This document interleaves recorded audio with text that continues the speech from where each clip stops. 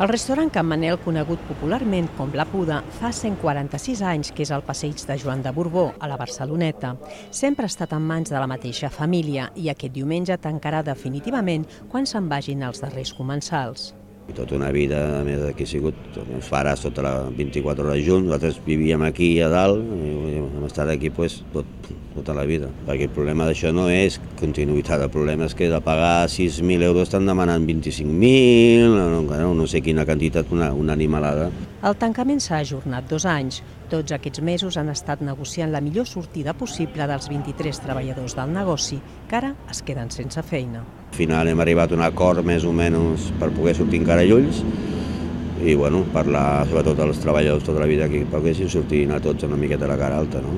I això és el que es preocupava més, és de solucionar el tema també dels empleats. Dilluns vinent començaran a buidar Can Manel. És el final d'un dels restaurants mítics de la Barceloneta.